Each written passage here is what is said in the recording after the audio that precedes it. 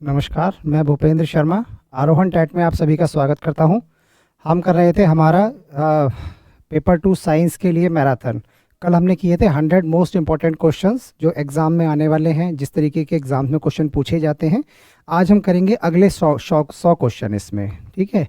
तो इसी तरीके से हम क्या करेंगे, अब एग्ज़ाम तक इसी तरीके से मैराथन करेंगे और केवल हम अपने क्वेश्चंस की प्रैक्टिस करेंगे अब, ठीक है। तो देखिए, अब हम स्टार्ट करते हैं हमारा श्वसन, ठीक है। श्वसन का मतलब क्या होता है, हमारा रेस्पिरेशन हम ऑलरेडी पढ़ चुके हैं। अगर डिटेल वीडियो आपको इसके बारे में चाहिए तो आप हमारी वेबसाइट से, हमने चैनल है हमारा आरोहण टैट पे जाके आप डिटेल में वीडियो देख सकते हैं। अब करते हैं फिलहाल क्वेश्चन। देखिए, श्वसन का मुख्य अंग कौन सा है, which is the main organ of respiration. तो रेस्पिरेशन का मेन ऑर्गन क्या है, लंग्स हमारे या फेफड़े। और लंग्स हमारे कितने होते हैं, 2 होते हैं, एक लेफ्ट और एक हमारा राइट।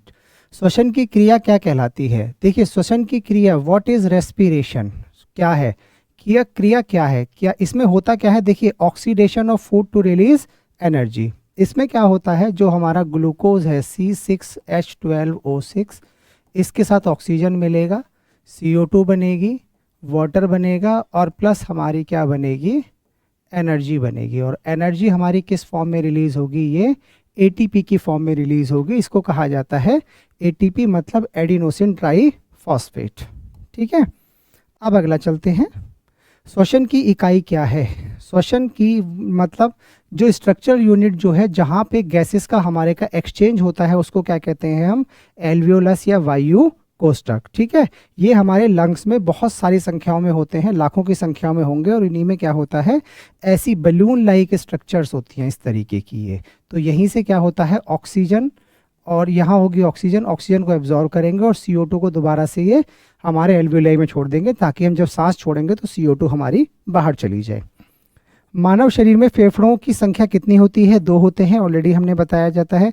दाएं फेफड़े कितने खंडों में विभाजित होता है, मतलब जो हमारा राइट लंग है वो कितने भाग में डिवाइड होता है, 3 भाग में या 3 लूप्स में डिवाइड होता है। आगे आता है बायां फेफड़ा कितने खंडों में, तो बायां जो होगा हमारा लेफ्ट वाला होगा हमारा 2 में, ठीक है। गैसों का आदान प्रदान हमने क्या कहा, एल्वियोलाई, जो बलून लाइक स्ट्रक्चर हमने बताए थे, उन्हीं में क्या होता है, एक्सचेंज ऑफ गैसेस होता है। इसी को कहा जाता है स्ट्रक्चरल यूनिट, फंक्शनल यूनिट, ठीक है। श्वसन के दौरान कौन सी गैस ली जाती है, तो गैस कौन सी लेंगे हम, ऑक्सीजन। छोड़ेंगे कौन सी, कार्बन डाइऑक्साइड। श्वसन कौन सी गैस छोड़ी जाती है, तो कार्बन डाइऑक्साइड CO2। श्वसन दर का नियंत्रण कौन करता है, ये इंपॉर्टेंट क्वेश्चन है, बहुत बार पूछा जाता है कि ब्रेन में कौन सा पार्ट है जो श्वसन को या रेट ऑफ रेस्पिरेशन को क्या करता है, कंट्रोल करता है। तो वो कौन करेगा, हमारा मेडुला ऑब्लांगाटा, ठीक है।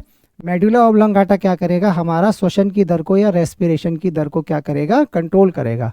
सामान्य वयस्क में श्वसन दर, मतलब नॉर्मल केस में जो हमारी श्वसन होगी वो कितनी होगी, हमारी 16 से 18 टाइम्स होगी, 16 से 18 बार होगी नॉर्मल, ठीक है। लेकिन अगर आप दौड़ रहे हैं, भाग रहे हैं, कोई एक्सरसाइज कर रहे हैं, तो ये बढ़ जाएगी। सोते टाइम ये थोड़ी सी और कम हो जाती है।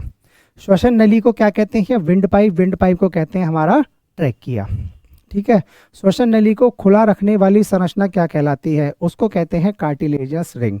देखिए, ये जो हमारी श्वसन नली है, ये क्या होती है, इस तरीके के कार्टिलेज की रिंग्स होती हैं इसमें, इस तरीके की आधी आधी C शेप की, ठीक है।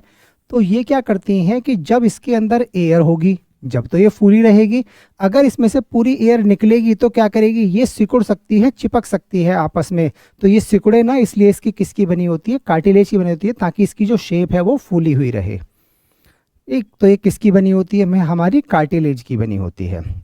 या उपास्थि, फेफड़ों को ढकने वाली झिल्ली। देखिए, जो हमारे फेफड़े होते हैं, अगर आप ऐसे देखेंगे तो ये हैं क्या, हमारे इधर एक फेफड़ा होगा और हमारा इधर होगा।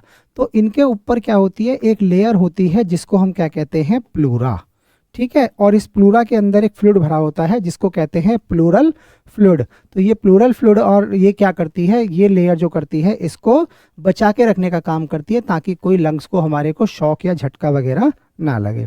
रक्त में ऑक्सीजन का परिवहन कौन करता है, तो ये आपको पता ही है, ये ऑलरेडी हम ब्लड में सर्कुलेशन में पढ़ चुके हैं। तो ब्लड में जो सर्कुलेशन का काम करता है वो हीमोग्लोबिन करता है। कहाँ मिलेगा? हमारा आरबीसी के या रेड ब्लड सेल्स के अंदर मिलेगा। इसके लिए कौन से मिनरल की आवश्यकता होती है? हमारे आयरन की आवश्यकता होती है। इसके बाद में आता है हमारा हीमोग्लोबिन किस खनिज से बना है? तो हीमोग्लोबिन में जो खनिज मिलेगा, मिनरल मिलेगा, वो बनेगा हमारा आयरन। ऑक्सीजन और हीमोग्लोबिन का यौगिक क्या कहलाता है? देखिए, जब हमारा ऑक्सीजन और हीमोग्लोबिन मिलेंगे तो ये उसको पूछ रहा है कि ये दोनों मिलके क्या बना लेते हैं, तो ये बना लेते हैं हमारा ऑक्सी हीमोग्लोबिन। ठीक है। कोशिकीय श्वसन कहाँ होता है? Cellular respiration. तो सेलुलर रेस्पिरेशन हमेशा होगा हमारा माइटोकॉन्ड्रिया में, इसीलिए माइटोकॉन्ड्रिया को हम क्या कहते हैं? Powerhouse of the cell. ठीक है। Which organelle is called the powerhouse of the cell? तो किसको कहा जाता है? माइटोकॉन्ड्रिया को कहा जाता है। श्वसन के दौरान उच्च ऊर्जा किस रूप में प्राप्त होती है? तो ये हम ऑलरेडी बता चुके हैं, किस रूप में होगी? एटीपी। इसको कहते हैं एडिनोसिन ट्राई फॉस्फेट।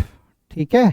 या इसका दूसरा नाम क्या होता है? इसको कहा जाता है एनर्जी करेंसी ऑफ सेल।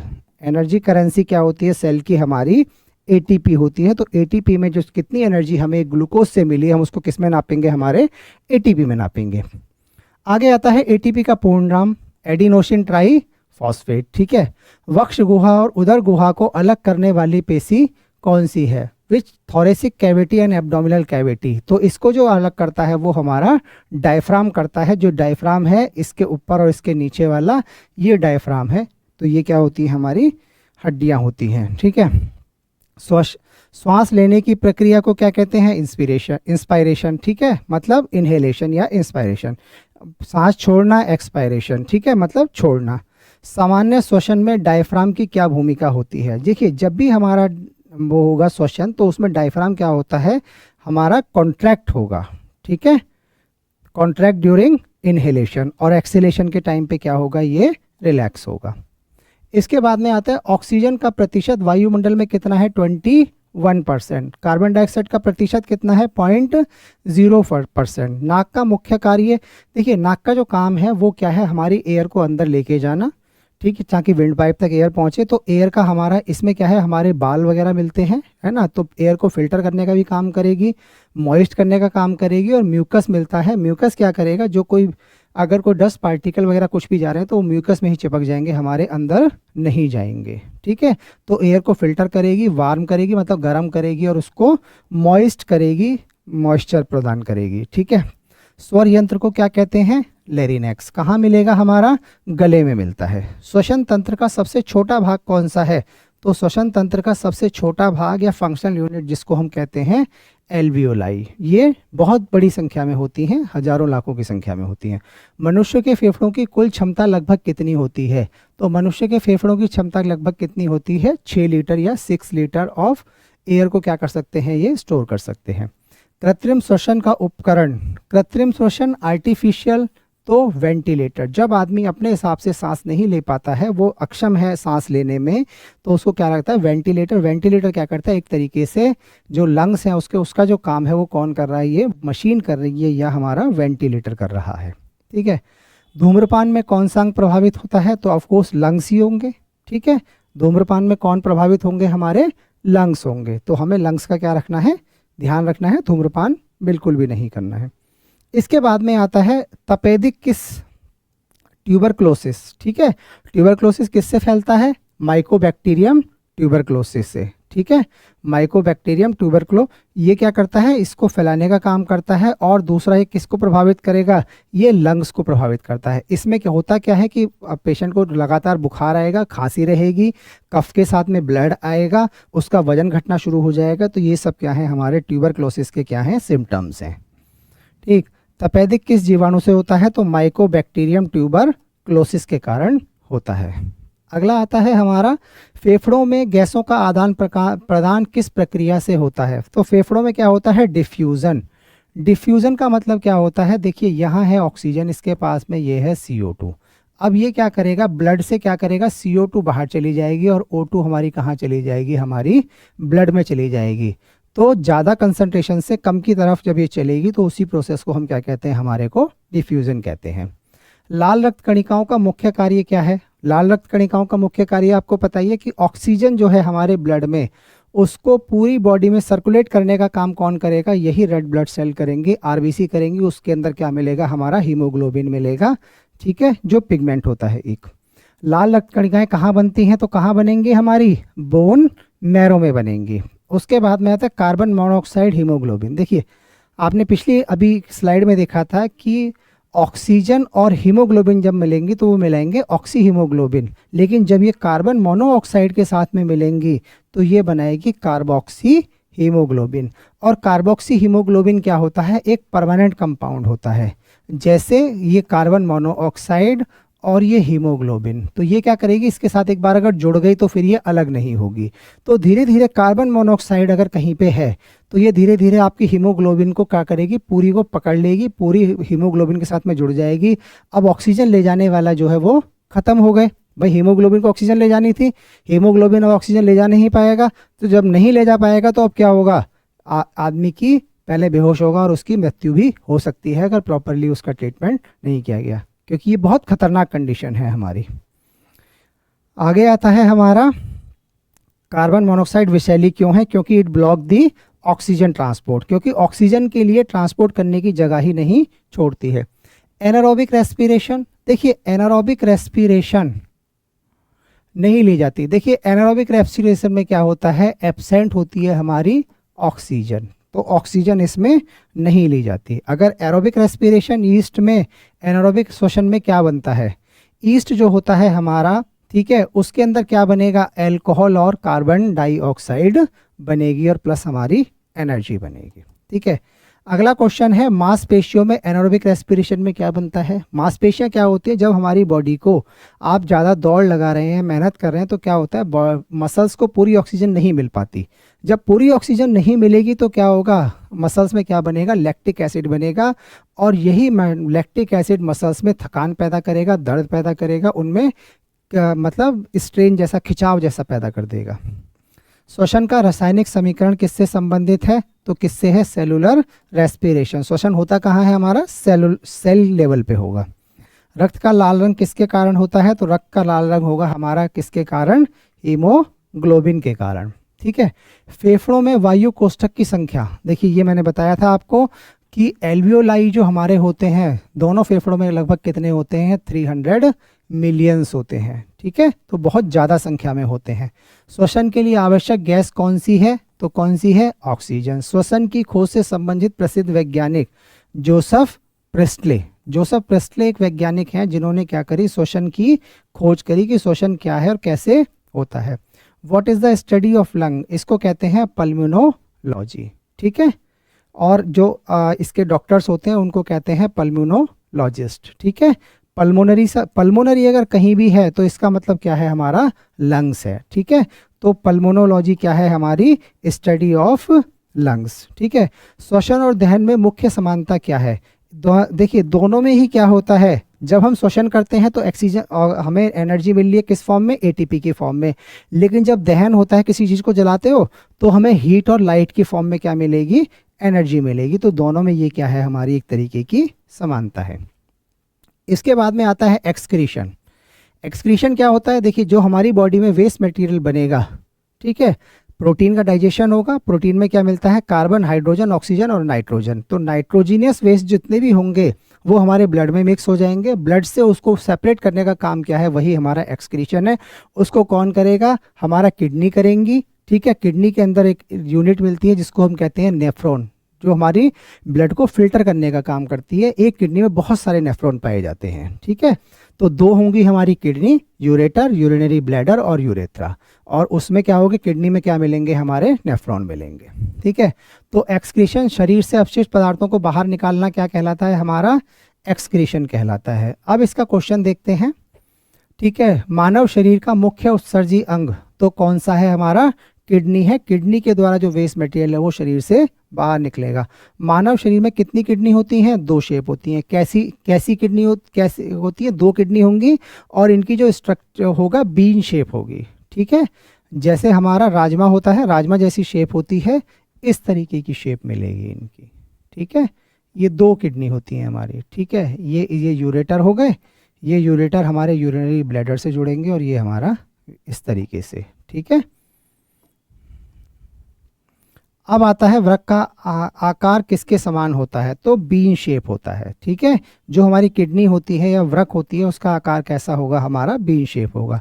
वृक्क की कार्यात्मक इकाई, मतलब वृक्क तो देखिए किडनी है, लेकिन किडनी के अंदर ब्लड को फिल्टर कौन कर रहा है, तो किडनी के अंदर जो ब्लड को फिल्टर कर रहा है वो नेफ्रॉन कर रहा है हमारा, ठीक है। तो इसको कहते हैं नेफ्रॉन या वृक्काणु भी कहा जाता है, कहीं कहीं हिंदी में लिखा हुआ है, ठीक। आगे आता है प्रत्येक वृक्क में लगभग कितने नेफ्रॉन होते हैं, तो कितने नेफ्रॉन होंगे, 1 मिलियन नेफ्रॉन होंगे इसमें बस, ठीक है। एक किडनी में लगभग कितने होंगे, 1 मिलियन के आसपास होंगे। मूत्र का निर्माण कहाँ होता है, यूरिन फॉर्मेशन कहाँ होगा, किडनी में होगा, ठीक। मूत्र का पीला रंग, अच्छा पीला रंग ये इंपॉर्टेंट है कि ये याद रखेंगे कि यूरिन का जो पीला कलर होता है वो किसके कारण होता है, यूरोक्रोम। इसमें कंपाउंड मिलता है यूरोक्रोम, यूरोक्रोम के क्रिस्टल्स होते हैं तो उनके कारण इसका जो कलर है वो कैसा होगा, पेल येलो या हल्का सा पीला होगा। मुख्य नाइट्रोजीनस वेस्ट कौन सा होता है हमारा, मुख्य नाइट्रोजीनस वेस्ट जो बनेगा हमारा यूरिया बनेगा, ठीक। इसके बाद में आता है यूरिया का निर्माण कहाँ होता है, तो लिवर में होता है, ठीक है। यूरिया का निर्माण कहाँ होगा, हमारा लिवर में होगा, ठीक है। What is the function of urinary bladder, urinary bladder का काम क्या होता है, जैसे यूरिन क्या है हमारा बूंद बूंद करके थोड़ा थोड़ा बनता रहेगा, फिल्टर होता रहेगा, तो जो यूरिन बन रहा है उसको इकट्ठा करना यूरिनरी ब्लैडर में, वो क्या करेगा, स्टोरेज का काम करेगा, टेम्परेरीली स्टोर करेगा, और जब ये भर जाएगा तो फिर यूरेथ्रा के थ्रू इसको हम बाहर निकाल देंगे। मूत्राशय के नली को क्या कहते हैं हम, यूरेथ्रा, ठीक है। Which artery carried blood to the kidney, तो किडनी या किडनी को जो ब्लड लेके जाएगी उसको हम क्या कहते हैं, उसको कहते हैं रीनल आर्टरी, ठीक है। और जो हमारी वृक्क से रक्त को शिरा तक लेके जाएगी वो कौन सी होगी, रीनल वेन, ठीक है। तो रीनल आर्टरी और रीनल वेन इंपॉर्टेंट है, इसको याद रखेंगे। नेफ्रॉन का कप के आकार का भाग, देखिए नेफ्रॉन जो होता है हमारा वो इस तरीके का होता है, एक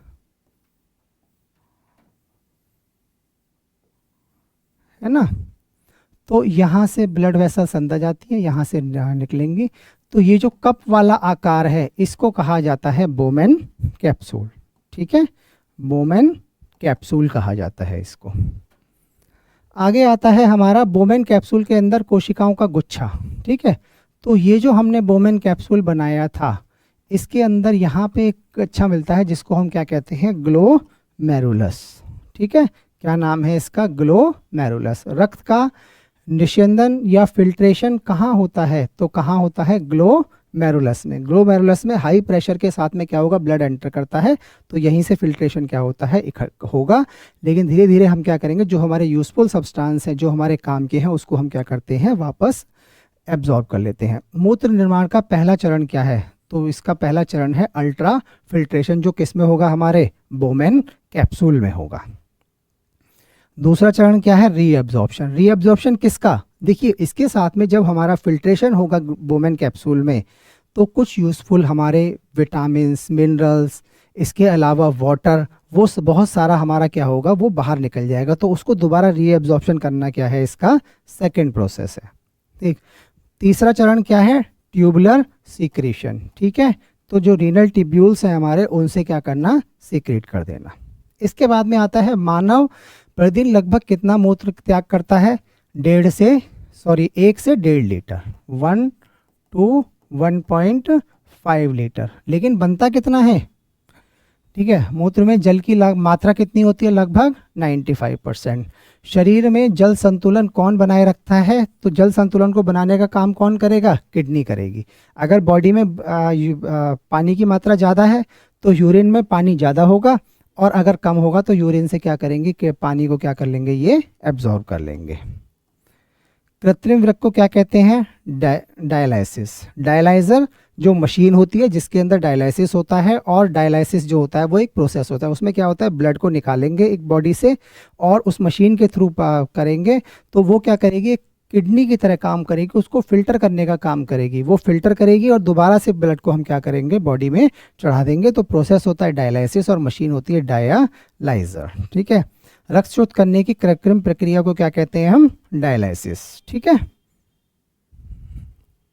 आगे आता है डायलिसिस कब किया जाता है? जब किडनी हमारी ढंग से काम नहीं कर रही है। एडीएच हार्मोन का पूर्ण रूप एंटी डाईयूरेटिक हार्मोन। ये क्या करेगा? हमारे उसमें शरीर में वाटर की जो कंटेंट है उसको क्या करता है? कंट्रोल करने का काम करता है एडीएच या एंटी डाईयूरेटिक हार्मोन। ठीक है, इसका काम क्या होता है? जब ये बनेगा, एडीएच अगर ज़्यादा बन रहा है तो क्या करेगा? वाटर को रीएब्जॉर्ब करने का काम करेगा। जब बनेगा जब वाटर की कमी होगी हमारे शरीर में। ठीक है, एडीएच कहाँ से बनता है? हमारा पिट्यूटरी ग्लैंड से बनता है।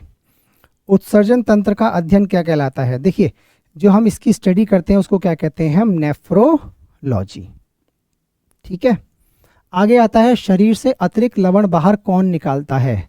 तो अतिरिक्त जो है उसको कौन निकालेगा? किडनी के थ्रू ही बाहर निकलेंगे, कोई और तरीका नहीं है। त्वचा किस प्रकार उत्सर्जन में त्वचा क्या करती है? त्वचा भी निकालती है हमारे थोड़ा बहुत, लेकिन किस तरीके से? स्वेट के या पसीने के रूप में। आगे आता है हमारा पसीना ग्रंथियां कहाँ पाई जाती हैं?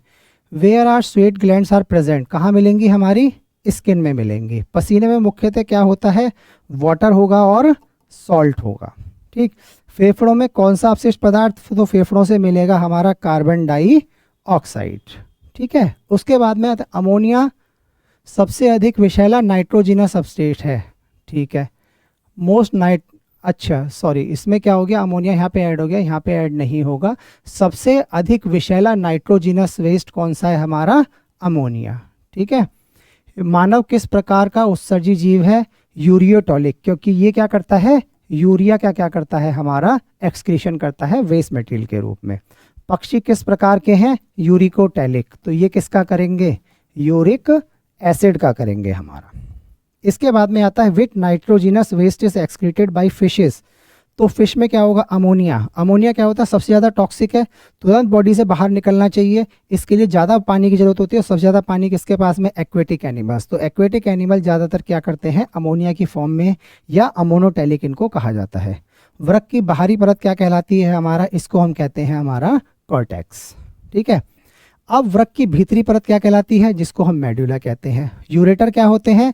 जो यूरिन को हमारा किडनी से लेके यूरिनरी ब्लैडर तक लेके जाएंगे उनको कहते हैं यूरेटर। और यूरेटर कितने होंगे हमारे? 2 होंगे संख्या में।